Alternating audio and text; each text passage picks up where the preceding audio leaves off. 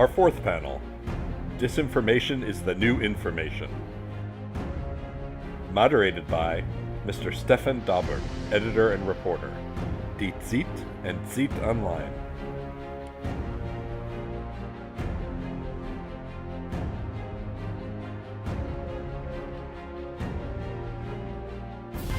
Good morning. Welcome everyone here in this lovely place in Budva. I guess you had a great evening yesterday. Maybe to wake you up, I have a question. Imagine you have $1.4 billion every year. What would you do with this? I can give you some suggestions. You could buy, let's say, 35 brand new super fast trains from Deutsche Bahn. ICE it's called. Maybe a good idea, maybe not.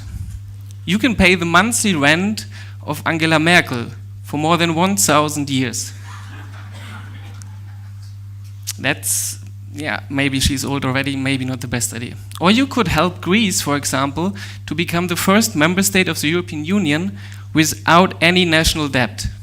This would be quite a good thing. And now I come to the topic, you could start something totally different. You could start a war.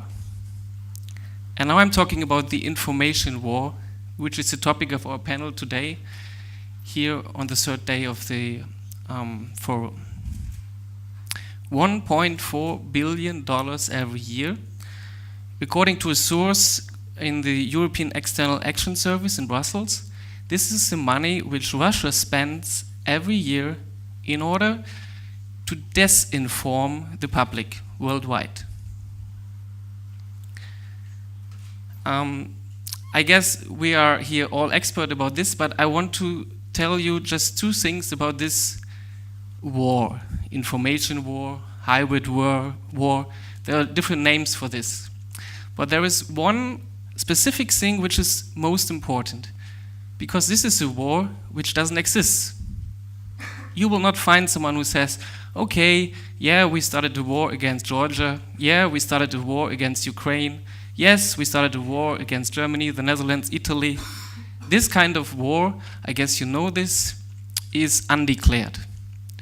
So the victims don't know that they are attacked. The society which is attacked doesn't know why they are attacked. There are no bullets. There are no tanks, there's just information. But these informations are weapons, and in the end, they weaken a society. In the end, mistrust is the result. And in the end, we are where we are here right now.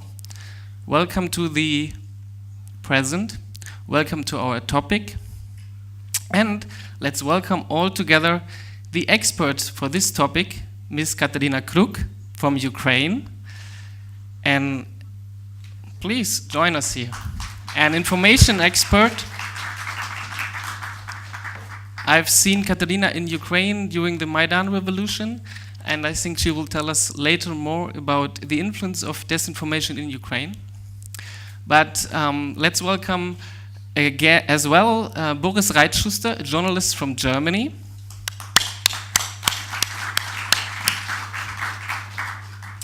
And please, Mr. Whitmore, the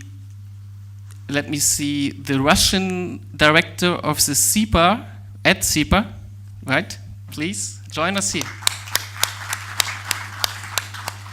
And finally, Mr. Pichel from the NATO.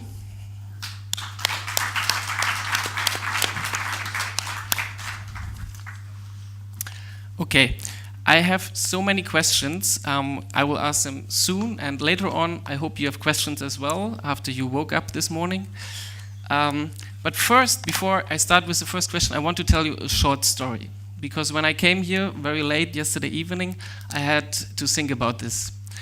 It's about a Russian woman around my age, quite smart, quite good looking, quite intelligent. She calls herself a journalist. And I met her around 2013 it was. So it was a time when There was no revolution of dignity in Ukraine. There was no war in Ukraine. And we met directly in Moscow at the headquarters of RT, formerly known Russia Today. I'm talking about Margarita Simonyan, the chief editor of RT. And I'm telling you this story because of two reasons. You will understand this later. We were sitting in her office with some other colleagues from Germany, and she was quite happy. She smiled, and finally we talked about this topic of today, about disinformation. And she said, "Do you think this exists? Really? Stefan, how naive are you?" And then she called a colleague to bring an article from the archives. It was an old article published in Der Spiegel. Der Spiegel is a weekly magazine in Germany, and actually it's the biggest weekly magazine, so it's, I don't know how you can say it, the best journalistic product we have, one of the best in Germany. And she presented to us an article about the war between Georgia and Russia, which happened in 2008. And in this article, the journalist from Der Spiegel said, Georgia started this war, it was Georgia's fault, and Russia only wanted to help. I guess you all know that this is not true, but this fake news or this disinformation became a fact. And today, I know it from the audience in Germany, a majority or a big part of the public believes in this. The Georgian-Russian war in 2008 was the fault of Georgia. Actually, the truth is, RT, which was founded in 2005, was the first media in 2008 in Georgia who was on the ground before the tanks came. And the disinformation, which we saw later on in Ukraine, which we saw in the elections in the Netherlands, in Italy lately, in the US, all this kind of system was built already there. So there are two reasons. This is not totally new, but maybe we are aware of this, and thanks that we will talk about this today. And this has impact. So, may I ask the panelists here, Katerina, what would you do if you would have $1.4 billion every year, in order to fight disinformation? Thank you very much for your introduction story, and I knew it would be Simonyan. Like the moment you started about Russian journalists, I knew it would be her. If I would have this money, I probably, to some extent, will continue what many organizations in Ukraine are already doing, because since Ukraine was the first victim of this new scale of Russian disinformation attack, which started 4 years ago, and in a way we were a testing ground, and probably still a testing ground. So I do encourage you to get and to look into Ukrainian experience in fighting disinformation, because in this regard, when it comes to information warfare, Ukraine is not part of the problem for the West, that because of Ukraine we have to take certain steps against Russia, but we are the part of the solution, because learning from Ukrainian experience, obviously, you can foresee what Russia can be doing in the informational space and obviously protect yourself. So 4 years ago, when we already witnessed, first during Maidan, how, and me personally, like I've never worked in the communication sphere before, I was simply writing on Twitter what I saw around myself. And from the inside, from the information space, from the international audience, I was seeing how these lies are being developed and how the entire machine is working. And I wasn't the only one Ukrainian witnessing that and thinking that we should do something about it. And the thing that we started doing after some time, we realized that the line of the defense lies at the human being, at the every concrete citizen of Ukraine or of any other country, because you can't stop, in a way, you can't stop fake news, because it's not only RT, there's not only some other Russian media or not Russian media producing them, and there are simply too much of them. You can't control everything on internet. But you can raise awareness of people, you can make them think critically, and obviously it's not always the most success story. It's not always the easiest part, because I mean, from time to time I was myself laughing at the raising awareness point, because this is, I think, the most favorite line in Brussels when they are talking about disinformation. So they don't want to have sanctions against Russian television, which is producing fake news and fake story. They were telling, let's raise awareness of people about this issue. But once again, Ukrainian experience shows that apparently working with citizens directly pays off, because recently, I think the last week, we had a newest poll by IRI, International Republicans Institute, who are once again measuring the trust of Ukrainians into different narratives and also media. So ever since Ukraine started taking very active steps right in Russian disinformation, like banning Russian television, Russian newspapers, also closing up and banning some Russian websites which are disseminating information, also gathering and in a way stealing private data of Ukrainians. So we've been measuring the attitude of Ukrainians towards Russian television and Russian media as such, but also how do they trust or don't trust the main narratives of Russian propaganda against Ukraine. And 4 years from now, we can say that only 2% of Ukrainians trust Russian media. So like even if they would go to, I don't know, watch any kind of movie on Russian TV via internet, because it's not possible in Ukrainian cable network, they would still have this way of thinking that we shouldn't trust everything which is there. Okay, thank you very much. Mr. Puchel, I don't know how much money NATO spends on fighting disinformation. Maybe you can share this secret here with us. There are just not so many people here in the morning. But tell me, if you would have 1.4 billion, what would you do? Well, I can't tell you how much NATO is spending in a sense that, well, I can tell you it's not much. That's for sure. So I would start selfishly by maybe, if it's possible, according to the rules that you've set, maybe give a bit of money to NATO's public diplomacy. Do you have a micro? I guess there are some people in the back and maybe they don't understand you. Okay. So I would definitely, if that was possible, give some money to NATO's public diplomacy division, which we could put to good use, usually supporting, for instance, various events like this, by the way. Very happy to be doing this. And supporting independent outlets. I would give some money to our colleagues in European Union's, outlet dealing with this information. Then I would actually provide some of that money to educational projects. I'm heading to Warsaw on Friday, when the NATO Parliamentary Assembly will have its meeting, and one of the topics they will discuss is a working group, chaired by Mr. Lammers, by the way, on precisely the type of things that parliamentarians could try to encourage within the national systems. That's why I can't answer your question how much is spent, because it's actually in NATO, it's the nations who do the main bulk of the work. So you can pose this question to each of the representatives of 29 countries. And then so I think education for sure, long-term projects of this kind. And then very selfishly, I would choose, if I had a chance to use it just for my own pleasure, I would try to find a place in the world, maybe Tibet, where there is no access to the Russian propaganda outlets, and I would enjoy it 1 week at least without having any access to them. Which I think would be good for Who could go to this place perhaps in Tibet? would set a standard for others as well, which I would strongly encourage. Okay, thank you very much. I think we are creative in this morning.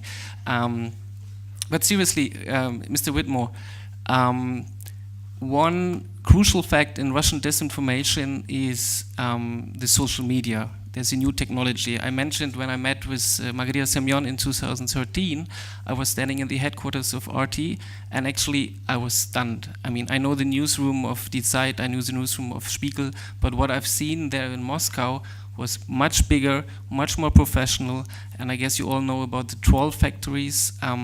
So, Mr. Whitmore, how to react to this kind of new media which comes through new media with this threat? Well, the main thing is not to get lost in the weeds here, and to understand that this so-called information war doesn't exist in a vacuum. The information attack that the West is undergoing right now, and that Ukraine has been undergoing long before the countries farther to the West, is part of a larger non-kinetic war that the Kremlin is waging on us. And it includes not just weaponized information. It includes weaponized corruption. It includes weaponized organized crime. It includes weaponized finance. It includes weaponized cyber. So all of these things are part of a larger mosaic that are part of an effort to undermine Western institutions. And I think before we move forward, we have to understand how these parts fit together before we can begin to push back on them. We also have to understand what the Kremlin's motivation is here. And there's a lot of delusion involved in this, but I still think we need to understand the delusion. When the word hybrid war first came into the Russian language, Gibridnaya Vaina, it was in an article by Gerasimov, and it was not a prescription of what he and the general staff thought that Russia should do to the West. It was a description of what they believed the West was doing to Russia. What were they describing? Well, they were describing simply the West being the West. Western journalists like yourself doing your jobs, that is seen as an information attack that's orchestrated in some dark basement in Langley. I bet you're surprised to learn that you're the tool of Langley. But this is the way this is perceived in the Kremlin. If you look at the information that's come out about when the Kremlin made the decision to intervene in the US elections in 2016, it was following the publication of the Panama Papers. And Putin was convinced, and his inner circle were convinced, that this was a campaign orchestrated by Hillary Clinton and Barack Obama to undermine Vladimir Putin. It's incredibly narcissistic, but they believe this. It's kind of funny, because if that was the case, it was also an effort to undermine Iceland, and the United Kingdom, and Argentina, and Ukraine for that matter. But nevertheless, the Kremlin views the West simply doing what the West does. Journalists doing what journalists do, NGOs doing what NGOs do. They see this as a centralized, coordinated attack against Russia and have created parallel structures. My good friend Mark Galeotti calls it dark power. Soft power's evil twin. In place of legitimate journalists like yourself, you have outlets like RT, and RT is just the tip of the iceberg.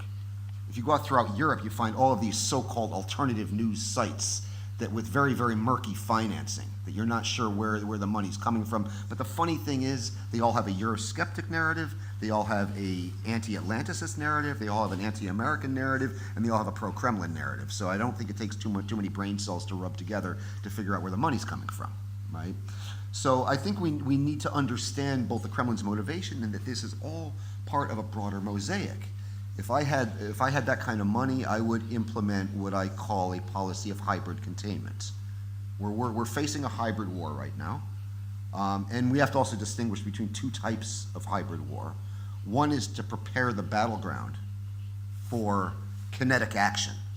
This was the case in Ukraine, this was the case in Georgia. But there's another kind of hybrid war that is not preparing the battleground for kinetic action. Russia's conducting disinformation campaigns in Germany. Call me crazy. I don't think Russia's going to start a shooting war with Germany tomorrow, right? But what is this? It's a long-term effort to undermine our democratic institutions. It's a long-term effort to destroy the European Union. It's a long-term effort to undermine transatlantic unity, because all of these things are profoundly threatening to this Kremlin. We need to learn how to push back on these things. 7 decades ago, George Kennan wrote the famous article, Sources of Soviet Conduct, which became the policy of containment, which is ultimately successful in winning the Cold War. Today, we have to come up with a policy that can contain weaponized corruption, weaponized information, weaponized finance, weaponized cyber, weaponized organized crime, all of these things together, understanding how they fit together. So that would be how I would like to begin this discussion. This is one of the first projects I'm working on at SIPA, is coming up with a policy proposal for hybrid containment. Okay, you mentioned RT, and of course it's not only RT, it's Sputnik, it's Newsfront, it's the Now, there are different names, as you said. A lot of things a lot of people have never heard of, things like Aero News. You ever hear of that? Yeah. A website in the Czech Republic. Yeah, we have different websites in different member states of the European Union. Boris Reitschuster, may I ask you, is it a solution for the problem to ban RT? Like Great Britain is discussing this.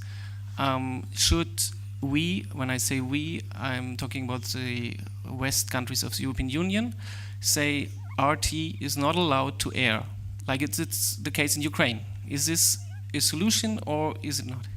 No, of course it wouldn't be a solution, but we shouldn't be as stupid as we are, because, you know, it's one thing to ban them, it's another thing to become a useful idiot. and we are some kind of useful idiots if we fit them in our cable system and if we fit them in our satellites. And I think, you know, freedom of speech, it doesn't mean that you give someone who wants to write bad words on the wall of your house, the keys of your house, and the access to the elevator, yes? So why we fit them inside of our cable programs? So that's just stupidity in my eyes. And this shows the bigger problem, because I think the huge problem is not only the disinformation, we had this all the time, we had this also in Soviet time.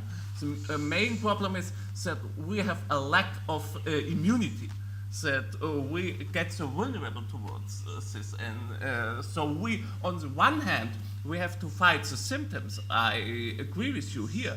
But you know, it's like with the flu. If you come always down with the flu, you can always fight the symptoms and make your nose stop running. But you should think about what's going wrong with your immunity. And so I think the main thing would to invest this money into education, into getting people work with information, with news. Because what is Putin doing? I have a picture which is quite nice. We had a German football player named Rolf Rüssmann. And when he went with his team, with Borussia Mönchengladbach to Borussia Dortmund, he said, our team is much weaker. We have no chance to win in an honest battle. Our only chance is to destroy the field, the green, the grass. And that's exactly what Putin is doing. And the bad thing, and the bad thing is that, first of all, we don't understand it. We're still looking on the player and we're thinking, oh, it's some new kind of tactics or something. No, it's about the ground. It's not about football. He's not playing chess, he's playing Chapayev, a Russian kind of chess where you use the chess pieces as weapons to beat your opponent and not to play on the game.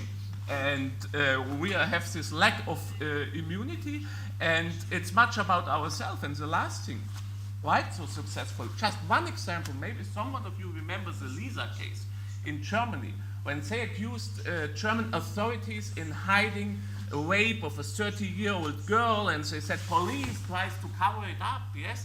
And it was very successful in Germany. So many people believed in it. But why? What was the trigger? That 3 weeks before we had this Cologne events, when we had this mass assaults against women in the center of Cologne, and when police really tried to not to give so much information, and when police tried to keep it calm, and that was exactly the reason why people 3 weeks later were ready to believe that the police is covering a rape. And so we should be, in contrast, get more transparent, and we should show exactly the opposite, not banning them, but rising our own standards again. Okay, Boris, you mentioned Putin as part of the problem. I guess this is right. Mr. Pichal, what would you ask Mr. Putin if you would go back to your hotel room in the evening and he would sit there, or maybe you are on the way to the sauna, to the spa here, and you would meet him, and you just have 3 questions for Mr. Putin, and it has to be about disinformation. Come on, we are talking about disinformation here. What would you ask him? Well, I mean, the first thing I would call the hotel security, actually. But 3 questions, good God. I did have a very short conversation with Putin many years ago, but it's a long story. I had to interpret it for the Secretary General because our interpreter got lost. No, first thing is this, and I think this is, I think I know the answer to this, but nevertheless, sometimes asking the questions is important. In Russia, there is no debate. There is no debate about those issues. There's no debate about real economic issues. There's no real debate about foreign security policy. That's why Russian policy is actually, it doesn't seem to be terribly in line with the interests of the ordinary people. That's the first question I would ask Putin. There was an opinion poll, I think done a couple of weeks ago. I saw the results a few days ago. And this was opinion poll among the Russian businessmen. How would you describe the state of the Russian economy? This is apropos this 1.4 billion, which is a lot of money. A country who can spend that is supposed to be rich. 76% of Russian businessmen describe the situation as catastrophic, I quote. You know, something does not add up, right? So the first question is, what is really in the interest of the country, a great country like Russia with ambitions the size of Russia, permanent member of UN Security Council and all the rest of it. Because I think when we discuss the issue of why this is happening, why this policy choice has been made, I think we should be a bit more upbeat. And it's more like a message from Mr. Putin, if you like, or any Russian official. I had a chance to speak to many Russian officials, that this information warfare onslaught, call it what you like, is actually a sign of weakness. Because there are no really attractive arguments. The attraction of the Russian soft power, I mean, in the Soviet Union, which was mentioned almost en passant, although there are links, connections. I mean, it was what? It was the Russian sport, right? And had some success, and maybe there was some doping, but not as obvious as today.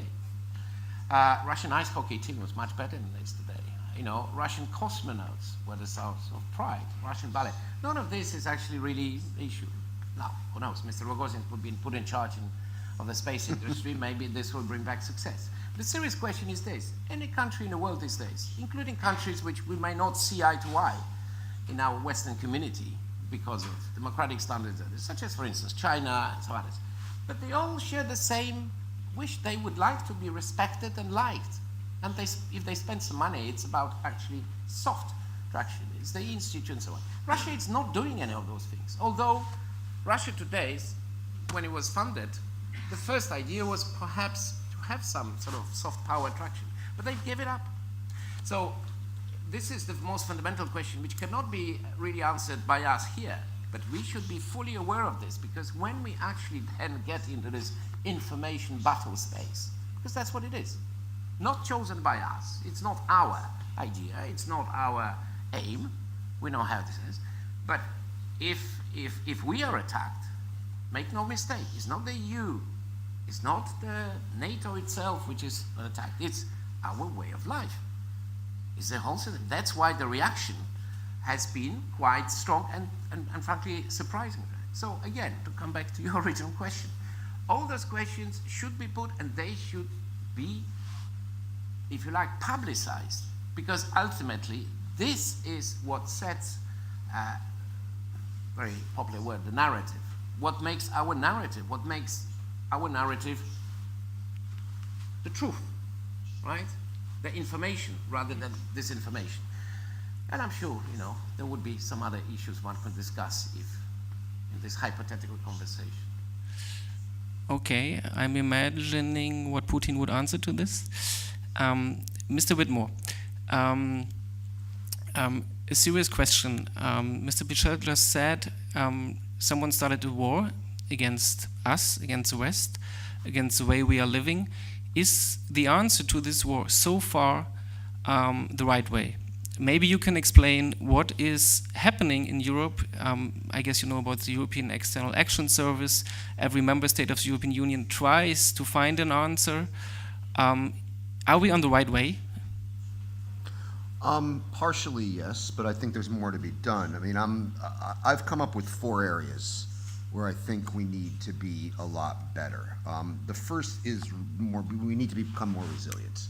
You hear a lot about resilience the farther east you go. When you go to the Baltic states and when you go to Ukraine, people talk a lot about resilience. When you move farther west, people look at you like, huh, resilience? What's that? What are you talking about? What is resilience? It's making our institutions much stronger and making them much less vulnerable to these hostile attacks. Mr. Putin did not invent offshore zones, but he's exploiting them to create weaponized corruption, to create weapons, to create networks of influence. Mr. Putin did not invent money laundering, but he's using it and exploiting it. He didn't invent shell companies, but he's using them and exploiting them. He didn't invent the polarization in our own societies, but he's using it. So I think the very first thing we need to do in fighting this war is to take a very good, hard look at our societies and our institutions and make them stronger. I've said before, one of the things that Russia's doing very effectively is holding a magnifying glass and a mirror up to our own weaknesses and reflecting them back on us.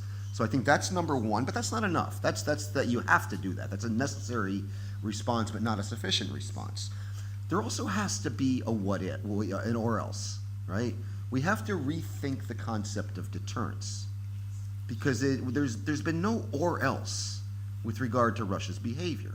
It was the lack of an or else that allowed Putin to annex Ukraine, the first territorial annexation in Europe since the Second World War. It was the lack of an or else that allowed the Kremlin to believe it can get away with this, like attempting to assassinate a UK citizen on UK soil with a nerve agent. The first time a nerve agent was used on European soil since the Second World War, by the way. It was the lack of an or else that allowed the Kremlin to kidnap an Estonian law enforcement officer from Estonian territory. And I can go on and on and on and on, but you get the picture. There has been no or else. There has to be an or else, and that or else has to be credible. So we have to start thinking of these acts as acts of war, right? And then we have to be ready to respond. When deterrence fails, how do you respond? And how do you respond to a so-called hybrid attack? I mean, I was at NATO headquarters several years ago, and I asked a general there if the little green men pop up in Narva, this is back in 2014, before forward advanced presence, said if the little green men pop up in Narva, is that Article 5? And the general couldn't answer me. He couldn't answer me. Now I think this general would be able to answer because the answer would be unambiguously yes. But we have to start thinking about threat levels. I think we need to rethink through the DEFCON system. You know, back during the Cold War, and we still had it, this series of DEFCON levels from no threat all the way up to nuclear war. I think we need to rethink DEFCON for non-kinetic warfare, including information warfare. So you see a Facebook page pop up, as I did a couple of years ago, about the Republic of Narva in Estonia. And is this just some active measures? Is this just some mischief? Or is this the start of something? We have to get much more skillful at identifying where these threats are and how these things fit together. Is this just what we call aktivka, active measures, or is this the first step in something much more serious, right? And then finally, and this is the most uncomfortable thing for us in the West, we have to start thinking about exclusion. Because unlike in the Cold War, when you had two hermetically sealed systems, we now have two normative systems that are fighting with each other. One based on the rule of law, the rights of the individual, the sanctity of contract. Freedom of press. And one based on kleptocracy, patron-client relations, the subordination of the law to power. But the funny thing is it's not so funny, they're intertwined with each other, right? We thought at the end of the Cold War naively, as Russia integrated with the West, that it would begin to adopt Western values. Quite the opposite is happening. Quite the opposite is happening, and our institutions, our financial institutions, our political institutions are being infiltrated with corrupt practices that emanate from the Kremlin. We have to start thinking about exclusion. We have to start thinking about exclusion. During the Cold War, there was an organization called COCOM that forbade the sale of any dual-use technology to the Soviet Union or its allies. Imagine if we implemented something like that today. I mean, Silicon Valley would scream bloody murder because they'd lose a huge market for their iPads. But again, there's going to have to be sacrifices if this is going to be successful. Russia has very good hackers and very good coders, but I am relatively certain that the hardware they used to hack my country and your country and your country and many other countries that are represented here was ours. I'm sure it was our hardware. Why are we selling them the hardware they're hacking us with? Right, so I think we have to think about that.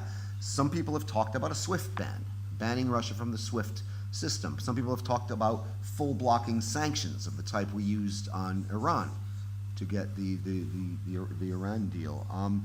These are things we have to start considering. So, are you aware, to interrupt, are you aware that, for example, the public in Germany would not support these kind of measures? I am fully aware that the public in Germany would not support these measures, but I think this is where leadership comes in. I mean, these are our institutions we're talking about. These are our democratic institutions. This isn't some game, right? And I think this is where leadership comes in and has to convince publics that very strong measures need to be taken now. The trick is to protect our institutions without undermining them at the same time, and that's a hard circle to square, if you will.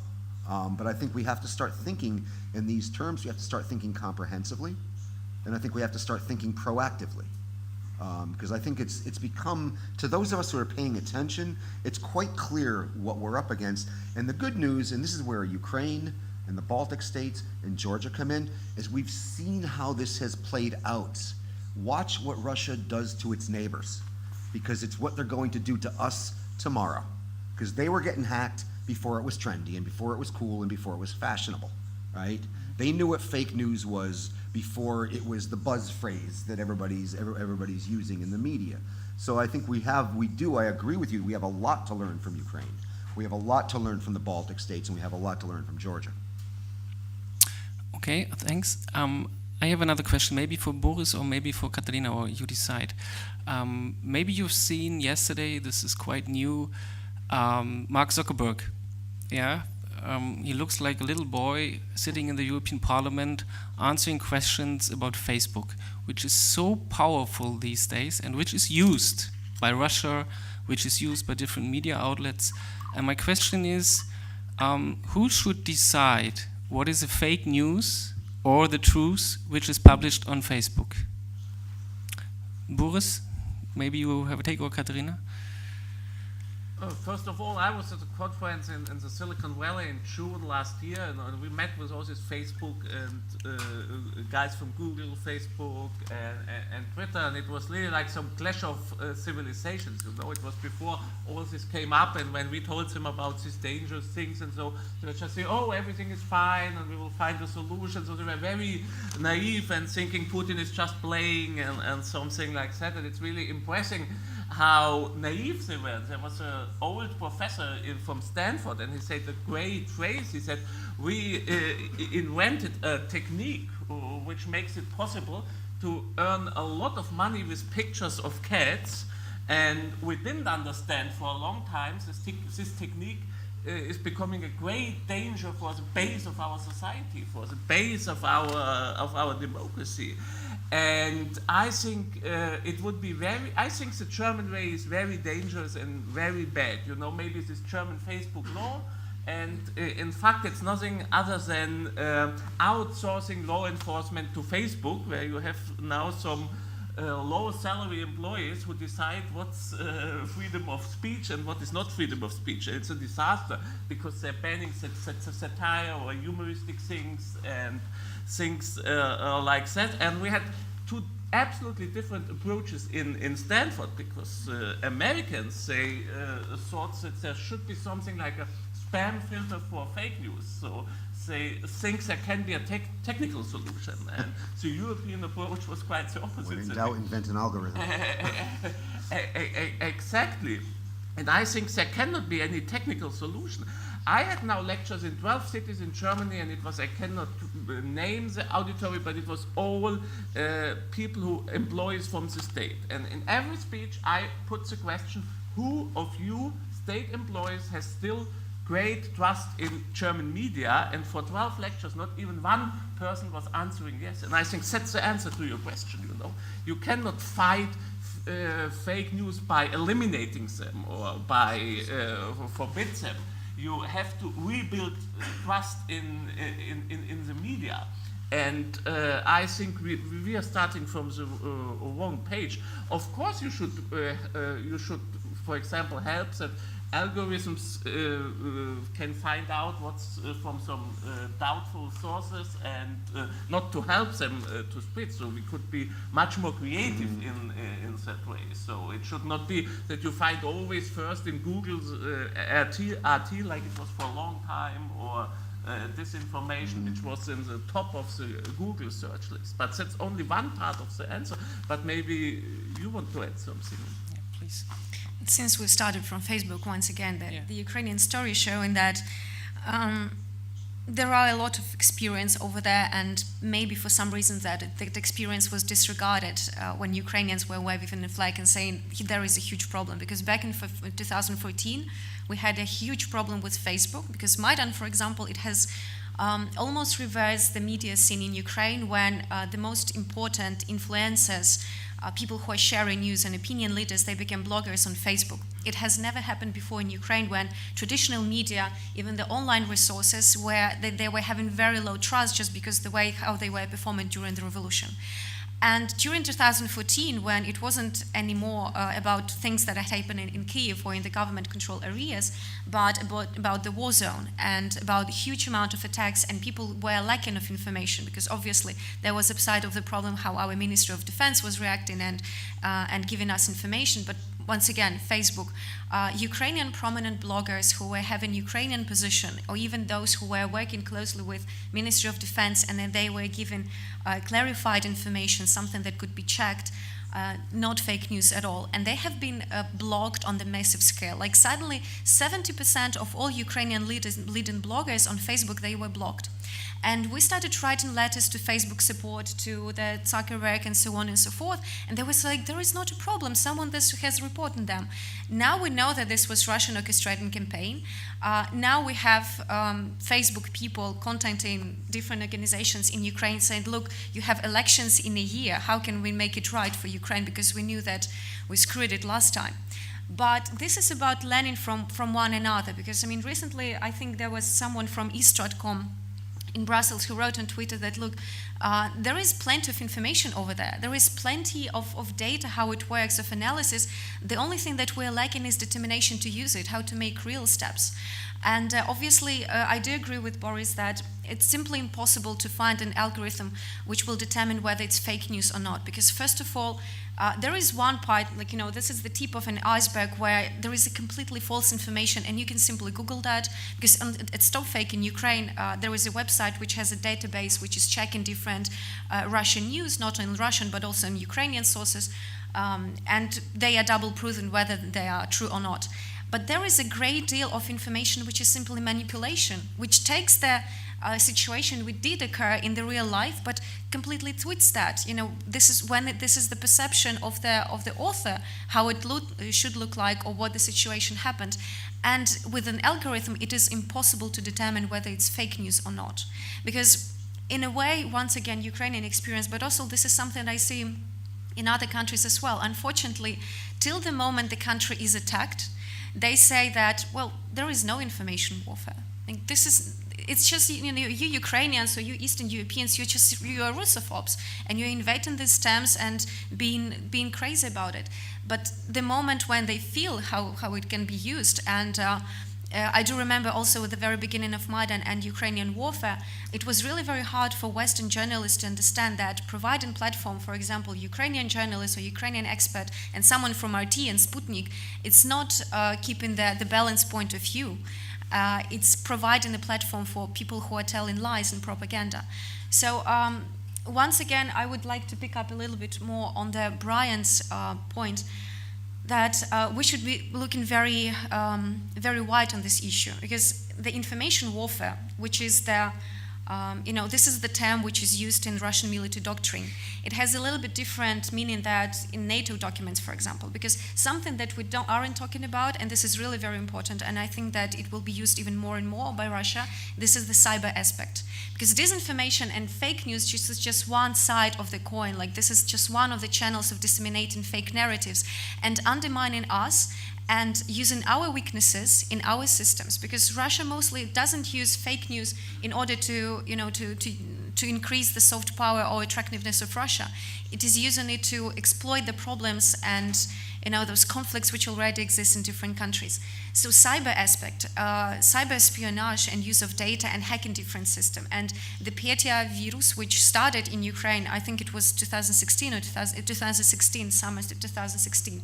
It shows very well that in cyber aspect, if one actor is not protected, all actors aren't protected as well, because it took 2 hours and 60 countries around the world were affected by the same virus. Another thing that we should also have to take into account is support of Russia for radical groups and radical parties from all the side of spectrum. Like a few days ago, I've read about AfD in Germany, that they were paid, like they had this luxurious flight and airplane which took them to Moscow, then back. You know, support for Marine Le Pen. Those are the things that you can track. Another thing, well, paid conferences and paid experts and think tanks. Because mostly we've learned so far, finally, to look at the journalists who have been writing for what they have been doing, But still, I think there is a great enigma at the think tank world, and the experts who are writing things and saying that, well, we should have dialogue with Russia, we should have good relations with Russia. So this is something that I think Europe is still very much weak on, and we generally have a great trust in think tankers and analysts, especially in senior fellows and so on and so forth. But quite often they also can be either useful idiots or also doing very much consciously the Kremlin work. Of course, it's good to have the awareness about the other parts of the hybrid warfare, but today we are talking about disinformation. That's why I would like to come back to Facebook. I guess here in the audience, let me say, I would say 96% of people who are here using Facebook. Mr. Pichel, do you think there should be a state who controls a media like Facebook? Is this an answer? Or should, like it's right now, this be a private company who now pays some people who decide what is fake and what is not fake? Well, I mean, there was a mention of the meeting that Mr. Zuckerberg had yesterday in the European Parliament, and there's quite a lot of questions. I think that was the overriding impression I got. I mean, I'm not going to try to play the role of members of the European Parliament or other legislatives. These are big questions, but of course, instinctively, my simple answer is, first of all, no company should be above the law, and the ultimate purpose of the law is to protect the citizens and ensure the rights of equality, privacy, and all the rest of it. So there have to be some solutions. I think we would need a separate panel to discuss it. But if you bring it down more onto earth, and actually I would like to bring it down to the issue of the region as well. Let's not forget, we're discussing this issue from a certain theoretical vantage point. But if you recall, during a discussion yesterday, one of the panelists said that, we have this problem, there is an avalanche of, I think the gentleman who specifically mentioned Serbia, but this goes to other countries in the region. We have a sudden avalanche of fake news, as if it was some kind of the weather phenomenon.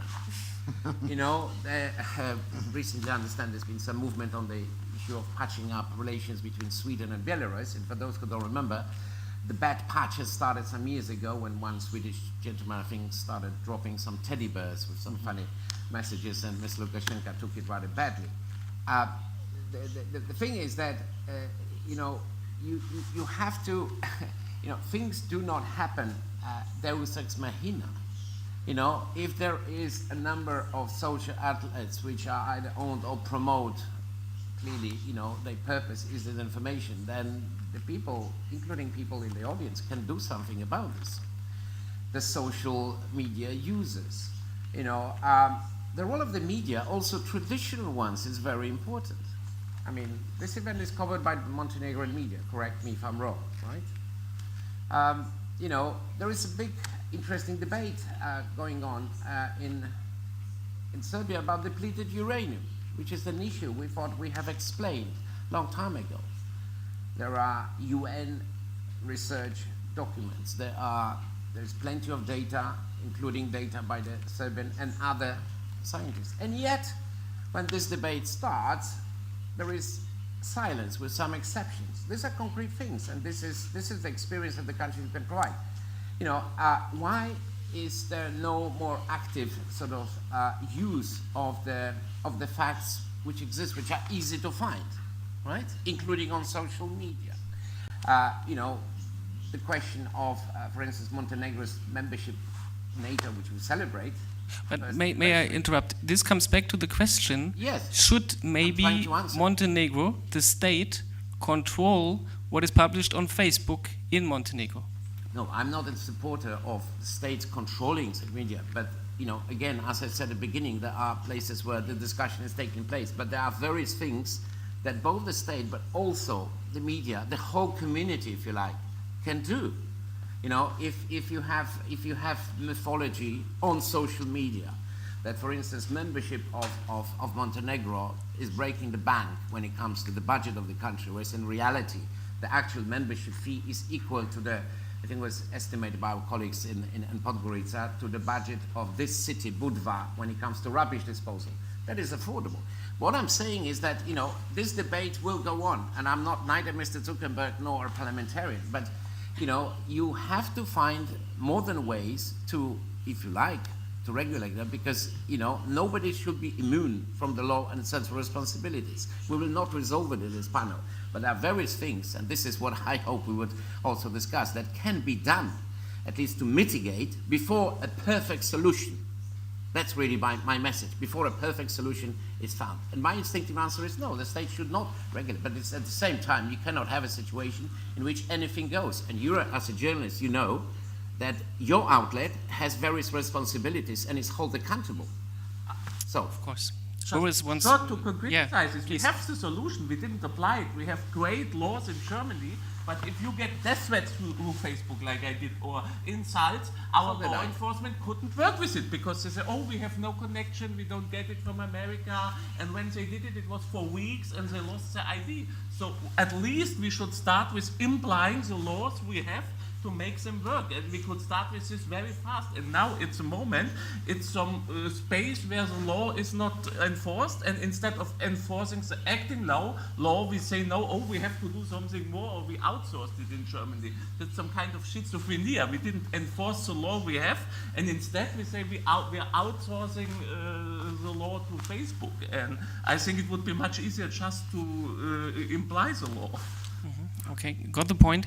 I guess it's quite difficult. I guess 100 years ago, when someone went out on the street and said, okay, I will kill you next week on the next corner, it was quite hard for this guy to go out. He had to do some action. But nowadays it takes 2 seconds. You take out your phone, you start Facebook, and you write a thread or you tweet. But you or have the tweet. evidence, you find Of the course, I agree. evidence. I'm just explaining. Mr. Whitmore, may I pass a question to you? Is the Facebook law, which is in power in Germany already, Italy wants to copy it, Netherlands discussing the same, is this the right answer to this threat or not? I'm honestly not very familiar with Germany's Facebook law, but what I can say is that legislation hasn't really caught up with technology right now. That's the heart of the answer here. And we're not going to find some magic bullet here about how much. I mean, yes, should Facebook be regulated? Yes, all businesses are regulated. In any liberal democratic society, all businesses are regulated to a degree. All media is regulated to a degree. This is not censorship. But the problem we're in right now is that legislation has not caught up with technology. It needs to catch up.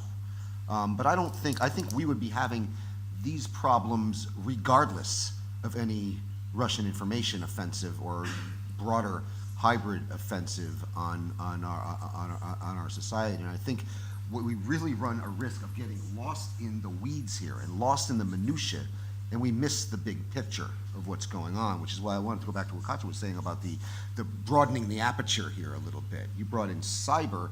I think we really need to look at how all of these pieces of the puzzle fit together. One of my favorite things that illustrates this is a cigarette smuggling ring in eastern Estonia that was broken up. And the cigarette smuggling ring was carried out in cooperation with the Federal Security Service of the Russian Federation. Now, in the old days, I would have said, oh, that's just corruption. The FSB's taking their cut from a cigarette smuggling ring. But guess what? They weren't really doing that. They were creating what the Russians call chornaya kassa, the black cash box. And then you had all this untraceable black cash that can do what? That can finance troll farms, that can finance all sorts of so-called alternative media outlets, black cash with no fingerprints on it. Nobody knows where it came from. Nobody knows who's behind it. This is one of the ways that all of these pieces of the puzzle fit together. And again, we can't get lost in the weeds. We can't get lost in the minutiae debating the merits of Germany's Facebook law, which is where you have a much broader thing going on here. So I think we really need to pay attention to how all these pieces of the puzzle fit together, not fetishizing the information. Every one of these conferences has a panel on disinformation. I have yet to see one on weaponized corruption, for example. And I think this would be a good step in the right direction. I think we need to begin to look at how all these parts fit together. The UK would Karina. definitely need one on weaponized corruption. Yes. I would just like to add a very brief point because we are talking about Facebook all the time. And to be honest, I don't know the social media preferences in Balkans, in Western Balkans, but I'm coming from the region where Facebook is not the biggest yet and strongest. Obviously, it changes in Ukraine because we've banned Vkontakte, Russian biggest social media. But like, if any of you in this room still has your Kontakte account, please delete it right now, because what you just, and it's not because I don't like Russian social media. Yes, they have free music, free movies, TV series, and so on and so forth. But a few years ago, this was the law which was passed in Russia, so-called Yarovaya package, anti-terrorist laws. And it is written black on white that all the websites in Russia which are registered, there is a certain registry of disseminators of information, and there is Mail.ru, mailing service, Yandex, Kontakte, Odnoklassniki, and so on and so forth. And they are obliged to pass all the personal data to FSB. So whether you just like using it casually or not, FSB has direct access to all your messages, to all your private information that you've registered with, and so on and so forth. And it's not something that we are, hypothetically saying that FSB might have access to certain Russian social media. This is the law. And unlike laws in different countries in the West, this law is being very closely followed by Russian authorities. So also, once again, like media preferences, where we are taking information from, and obviously being very much interested what is the nature of the social media that we are using. So Kontakte, Mail.ru, and Yandex, just please don't give freely your data to FSB. Okay, we have quite practical suggestions here for the panel for next year from Brian, and the suggestion for the audience, which comes to this part of the discussions where I want to invite you here in the audience to give us your questions to the 4 experts here on the panel. I can see already there in the back 2 questions. Maybe someone can assist and. Good morning, Colin Arhammer from Austria. I have a short question. We speak about fake news. In my assessment, this is a wrong term, because news implies it's correct. Shouldn't we speak about media lies? Thank you. Thanks for the question. I guess Boris, as a journalist, has maybe an answer to this. Is fake news the right word for the problem which we described here? I think it's a philosophical question. It's a term we have now, and it's like a fake Coke or fake Schnitzel. Which is a vegetarian. So if you go deeper inside it, you are right. But we have this term now, and I think we have to accept it now. Yeah. Other opinions, Mr. Purcell? Well, I mean, Do you use fake news or disinformation? What do you prefer? No, I don't know if you're vegetarian or not. Boris' concept of fake schnitzel. If you visit the NATO canteen, I can tell you I think it actually exists.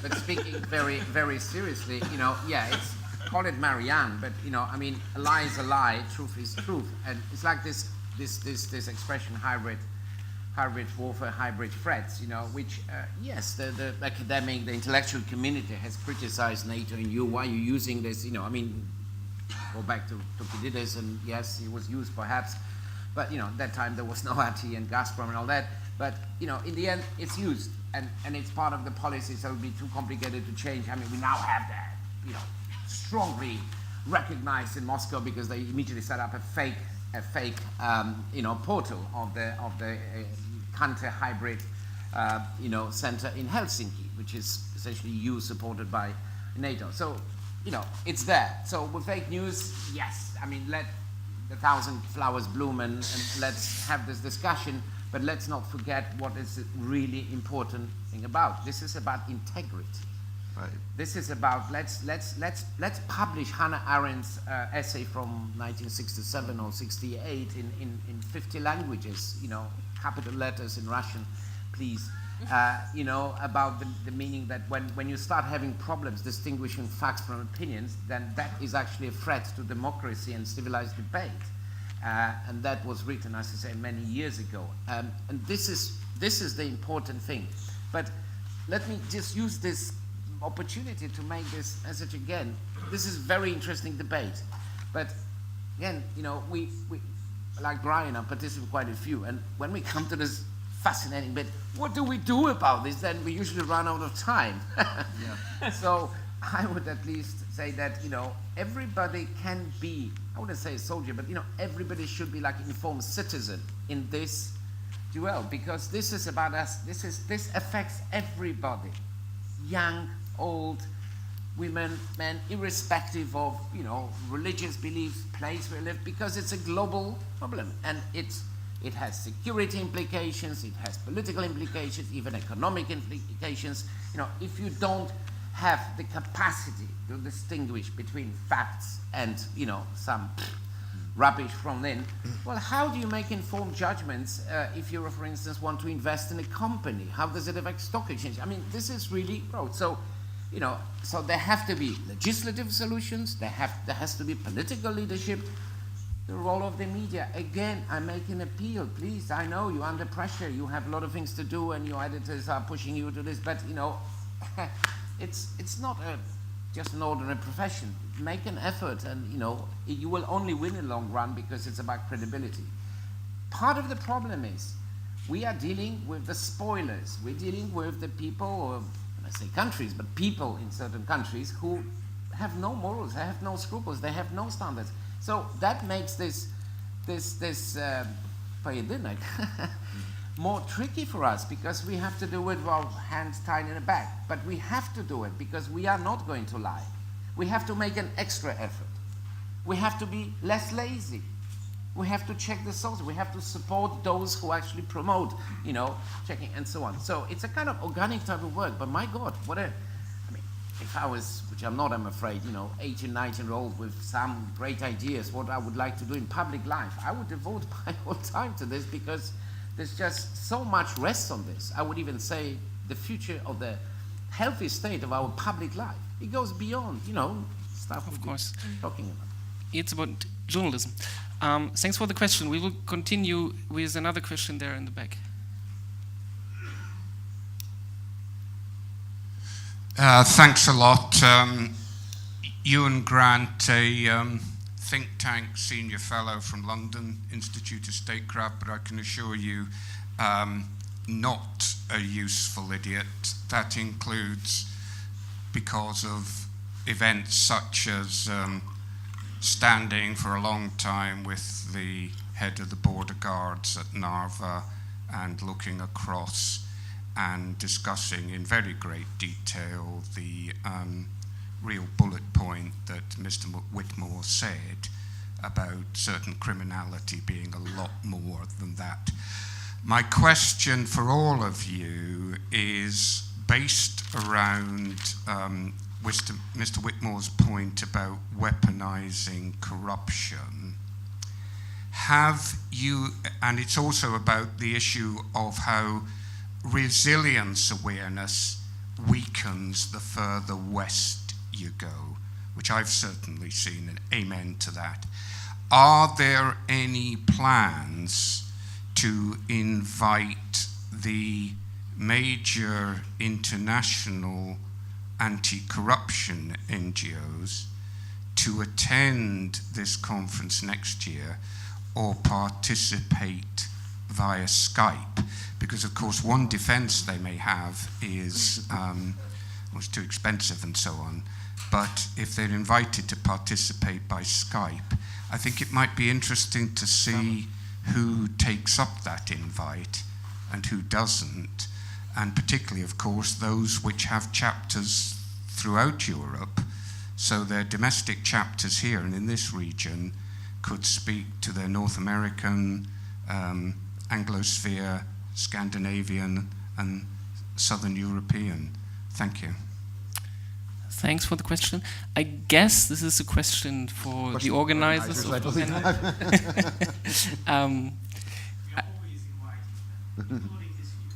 Okay, this sounds great, and the plans for next year are ongoing, I guess, yeah, even right here. But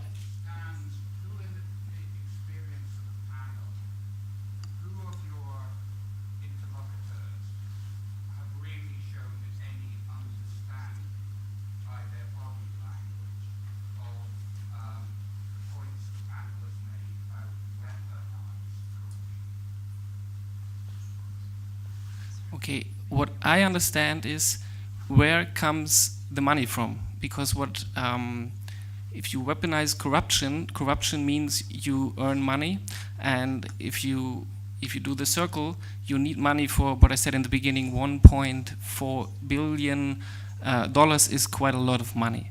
So is maybe, this is a question for the panelists, one answer to the problem to look where Russia gets the money from? Is corruption a problem in this?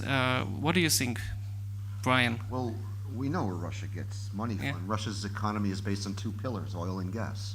But this is not the problem in Europe. The problem in Europe and farther to the west is Russia using corrupt deals that emanate from the Russian Federation to create networks of influence in its neighbors and beyond.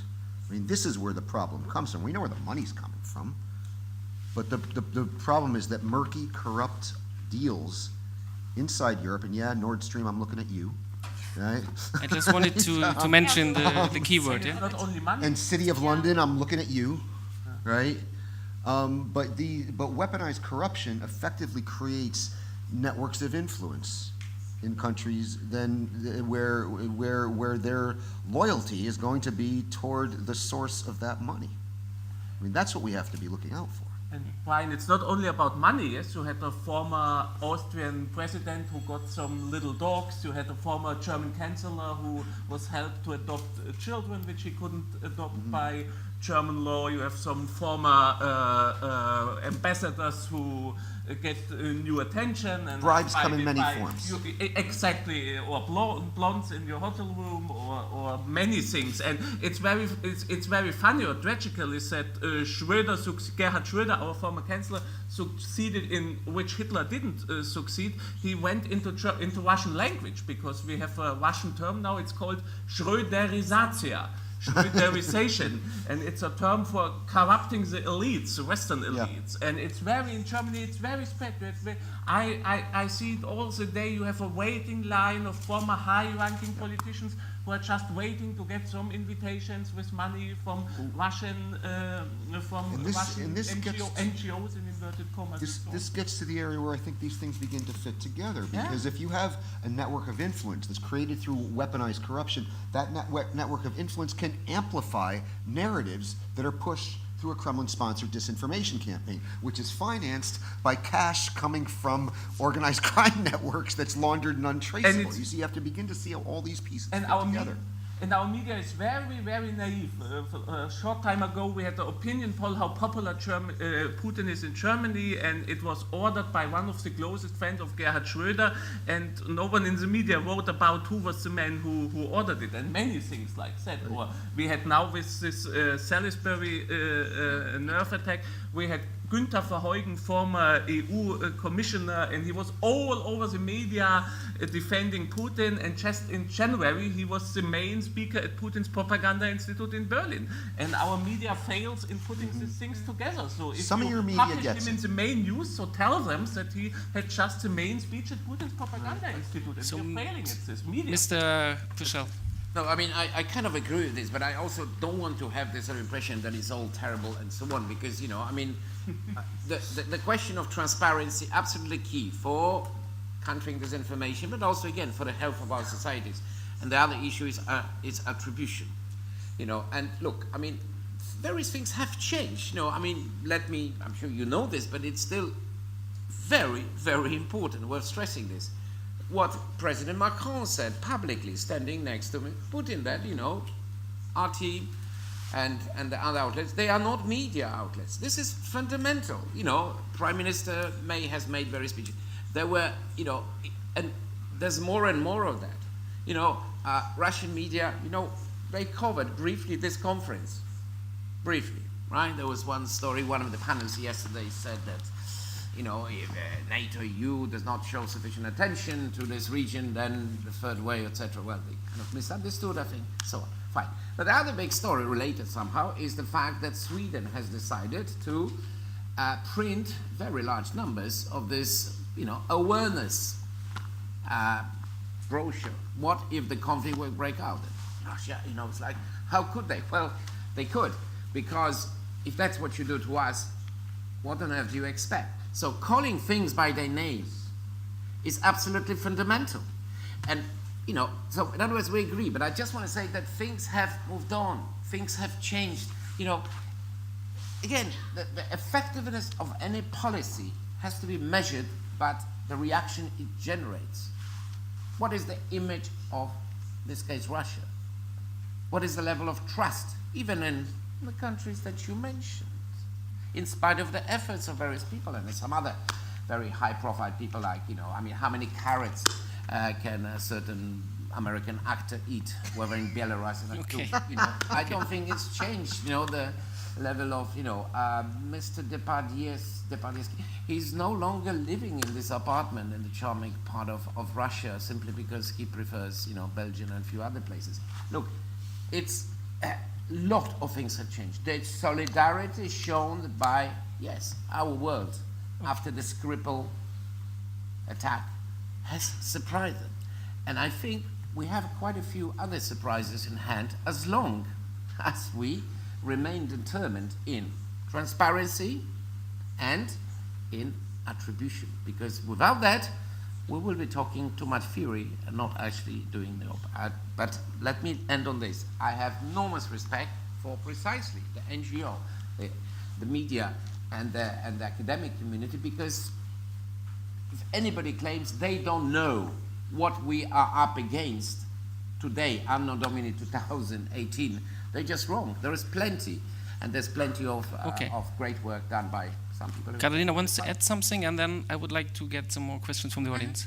So, like the very, very brief point on the corruption, weaponized corruption, like I would like to add and emphasize and put your attention on a very precise aspect of that corruption: support for political parties, and where different political leaders who later might initiate some draft law in the parliament, who will maybe working in the government and so on and so forth.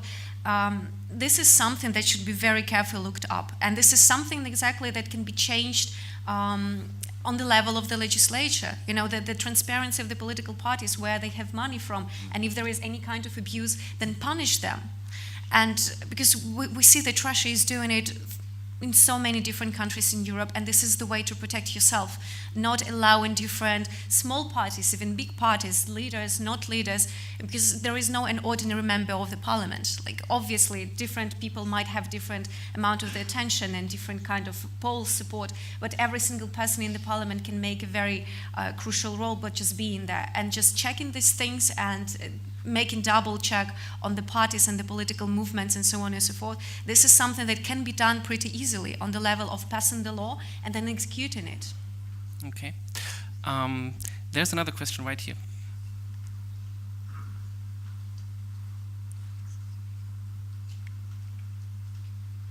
Thank you very much to the panel for very interesting comments. My name is Brian Ebel from the Canadian Embassy. Ms. Crook made the point that the line of defense against information begins with the individual, referring to a situation in Ukraine which may perhaps be unique. I would like to ask the other members of the panel, given the effectiveness of disinformation through social media, have we yet found a way to make public education effective as a means of countering this disinformation? Good question. Who has an answer? Thinking. Well, let me have a stab. Short one. Yeah. I think the short answer is no, not to the degree that we would, I think, find satisfactory. And there are many reasons for it. One of the paradoxical reasons is actually kind of our success. There's a certain element of certain complacency. This is why, by the way, where this description that somehow the countries, as was described, in the East are more resilient. Well, I think this is slightly debatable, because you have to talk about the resilience of the whole institutional framework, the rule of law, all these issues. I think, as a minimum, that's open to questioning, right? What is certainly true, that these countries score much higher in terms of their awareness, right? Because for obvious reasons, this is much more existential and so on. So the idea is, I think the answer lies in bringing those, I mean, I hate to use it, but, in old members or the countries who have been, part of the integrated world much earlier, I think one needs to up the ante when it comes to actually the awareness on the part of particularly political elites and the willingness to do something about it, legislative terms, in terms of political discourse. Whereas when it comes to the newer, members of our community, if you like, there the issue is, and that applies, I think, frankly, to this region as well. It's about the effectiveness of the institutions. It's about, yes, dealing on daily basis with the nitty-gritty problems of, yes, corruption, transparency, court and court system, etc. So I think we need to bring those two things together in a more global. Brian, please. I would agree with Robert and go a little farther. I mean, I think the problem goes beyond simply media literacy education. I think the problem goes to education per se. I recently read a poll where only 50% of young Americans believe it's essential to live in a democracy. I wonder what kind of society the other 43% want to live in, but that is the lowest number in the United States since the 1930s, when that number was in the 90s. And it's pretty shocking, but it's not surprising when you consider that we have stopped teaching Western civilization or diminished the teaching of Western civilization in our high schools. So you have a whole generation that's come of age that have not learned that our American story is part of a larger Western story, and that is tied to certain values. So I think we get into a problem of meta-narratives, and we're getting into a problem of a generation that is susceptible to extreme relativism right now. It's not fashionable to be proud of the Western story right now. It's fashionable to be all postmodern and relativistic, which is also an important part of critical thinking, an important part of the Western tradition. But if you don't have the basis of knowing Western civilization, what happened to Enlightenment? Yeah, this is missing. I mean, I could go into other examples. I used to live in the Czech Republic, and I was shocked to learn that in the Czech Republic and Slovakia, the teaching of history at the school level stops with World War II. Nobody is critically examined in a history class at the high school level, history beyond the Second World War, because the teachers are uncomfortable talking about what they may or may not have been doing during communism. But this, as a result now, you have an entire generation in these countries that have grown up not understanding the communist period as history, right? I grew up during the Vietnam War in the Watergate area, and by the time I was in high school and university, we were studying this as history and learning the lessons of it as history. And not that we all learned them all perfectly, but I'd hate to see the world would be in if we hadn't learned those lessons. So I think to address the question, I think it goes beyond mere media literacy. I think we have to really take a hard look at education per se, writ large. Maybe I want to add, I want to agree with you, Brian, and I had to think about my daughter who goes to school, and the reality today is that even when you're 10 years old and go to school in Germany, the teachers don't know about the internet. They don't teach children. And I think one main reason why we are facing this problem, and we talked about Facebook and social media, this is still fucking new. This is new for societies who are experienced in new media, but it takes, I guess, maybe 20 years when the process of that people who are sitting here as experts and a big society is aware of these problems, and I guess we have to be a little patient with this.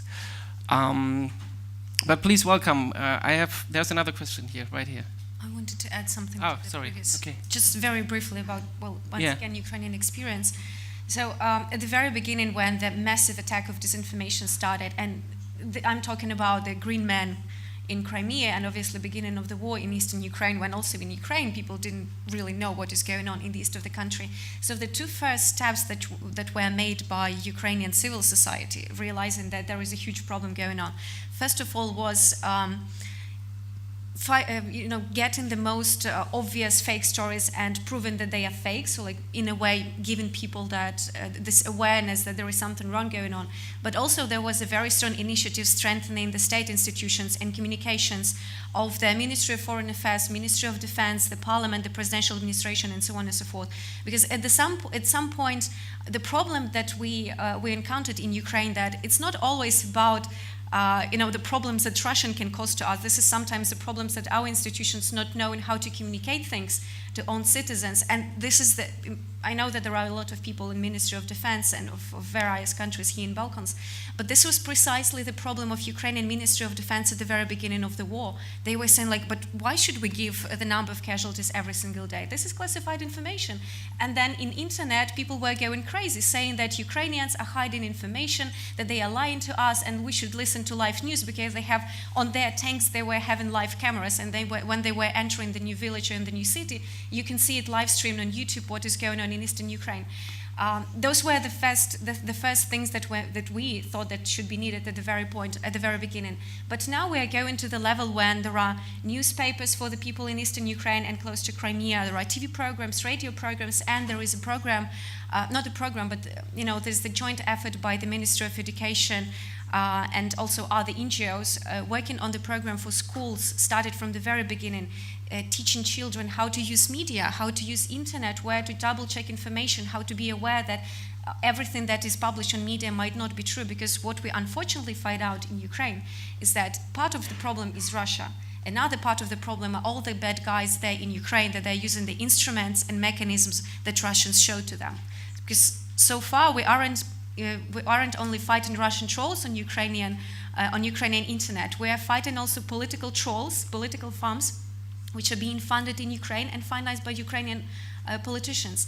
So now we're talking about Russia, but our societies are imperfect, and there are always forces that would like to challenge the current system and the existing regime. And they are learning from Russia, unfortunately. So it's not enough to say that there are fake news brought by Russia and RT is bad and Sputnik is bad. We should really we should reach out to people who aren't interested in that, have never thought about that, because those who did, they will have this awareness. But there should be coverage of all different levels to give people awareness in instruments, because at the end of the day, yes, indeed, the bad experience, this is something that can be taken up by other people, not only Russia. Please, your question. No, not.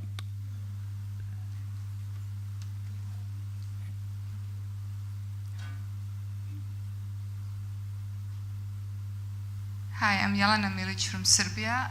I think it is really good that the organizers of TBS put together such a panel, and I'm really grateful to Mr. Shchel for mentioning Serbia and bringing the region of Western Balkans into this debate briefly, because there are some common same patterns as you are talking about and as the Europe's experience, of course, in our region, but there are some unique things as well. Mr. Shchel mentioned that transparency and attribution are key to counter disinformation. We don't have these problems in Serbia. We fully know where from, disinformation comes from our own country as well, not only from Russia. The problem is that those who are allegedly dealing with disinformation campaigns, who are debunkers, fact-finders, etc., are the ones who don't want to attribute it either to our state officials or to Russia. So we are talking about these authors who have been reporting about Martians, deployed to the planet Earth, etc. The highlight of investigating journalism and debunking is whether Serbian Prime Minister said that the GDP would be 2.3%, and it turns out spectacular that it was 2.1% or things like that. And that really causes a problem. As we speak, Serbia is for a year and a half going through full-fledged real epidemic of fake news related not only to the effects of depleted uranium used by NATO during NATO air campaign against Serbia, Montenegro, and Kosovo back in 1999, but also epidemic about the consequences of NATO bombing for the public health and for the environment.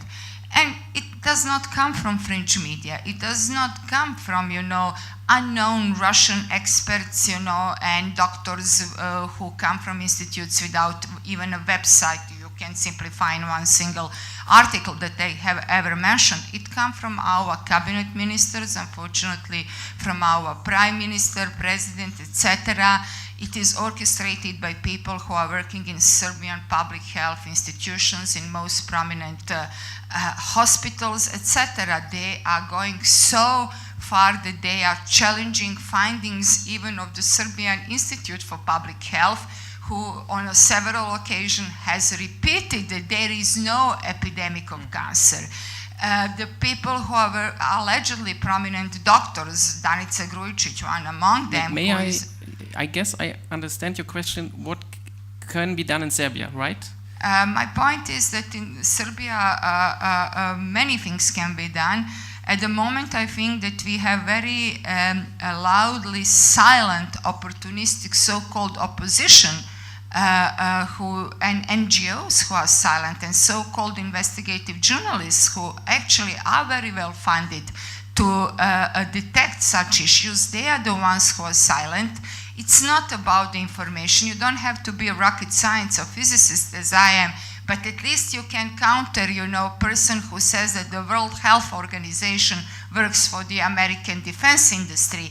And I think at this point, because the situation is so bad, the Western international community, actually member states, have also to step up and help just a few of us who are trying to counter it, because I'm really, really afraid that our public is so completely polluted with that it will be very hard to move on from this point. Thanks for your input.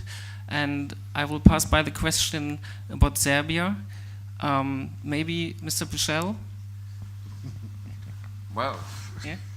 I think the lady has said a lot of important things, and I don't want to comment specifically on it because, of course, first of all, there is a responsibility which resides in the civil community, but there's also responsibility resides with the authorities. I guess, as NATO, what we expect from countries in the region, whether these are countries such as Serbia, who at this stage are not particularly interested in joining us and others, is a level playing field. You see, this is another concept apart from attribution, transparency. I think it has been used severally. And that simply means that, if there are various statements made and certain narratives promoted which portray things in what we would consider to be not an objective fashion, that as a bare minimum, those that are described in this or the other way should have an opportunity to actually clarify this. If our partners, the region, are really serious about, the high standards as they say they are. And this applies, I think, personally, I think this is, we won't have the time to go into it, and I wouldn't, but there are many people in the room who could say interesting things. It also, this principle should be applied, I think, in the bilateral relationship as well, because there is a lot of things said every day in this region, from one capital to another, that I think sometimes, I'll just quote the famous gentleman without naming this, sometimes a good opportunity is lost to keep silent. Okay. Unfortunately, we have come to the end. I have a last question for the four panelists. Since we talked about disinformation, we talked a little bit about Nord Stream 2 and events. There will be a big media event soon, a worldwide event. It's a football World Cup. And surprise, surprise, it will be hosted in Russia. And as we know that in the beginning we talked about the Russian-Georgian War, which started 2008, exactly during the Olympic Games. And you may remember when the war in Ukraine started, it was during the Olympic Games in Sochi. So my question is, and I want you to answer briefly, maybe just with one sentence to say yes or no, should Western countries boycott the World Cup, the football World Cup? I know that Boris and Mr. Pichel are quite good football fans, so it's a hard question for you. But please, should Western countries boycott the World Cup?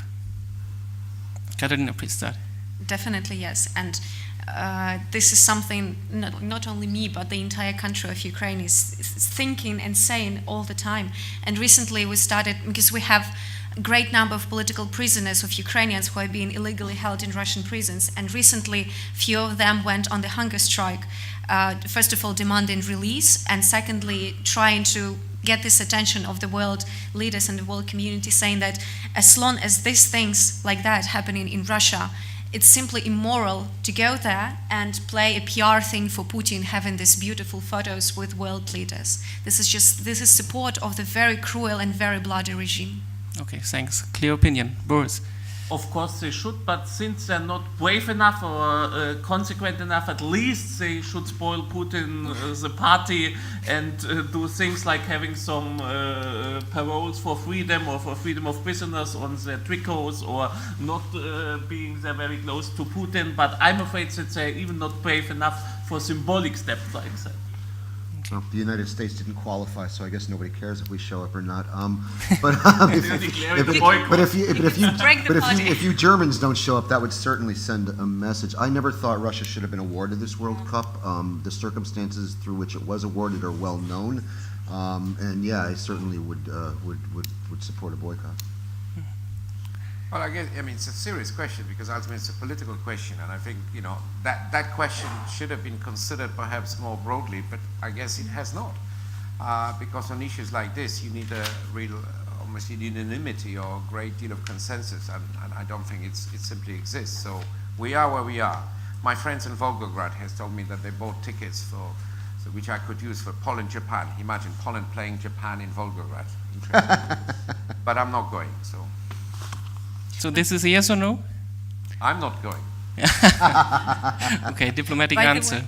By the way, there is a Twitter account which is called Russia War Cup, and every single day they're posting photos from the territories which were attacked by Russia, mostly Syria, and you know, this is very gruesome, very graphic images of what Russia is doing out there. Okay, maybe this is a good last sentence. I guess it's possible to play soccer and to be aware of disinformation, and at the same time to be aware of the threats of the so-called media lies or fake news. I want to thank you very much, all of your four panelists, and I want to thank you in the audience, and thanks for being here, thanks for having your opinion, and continue the conference.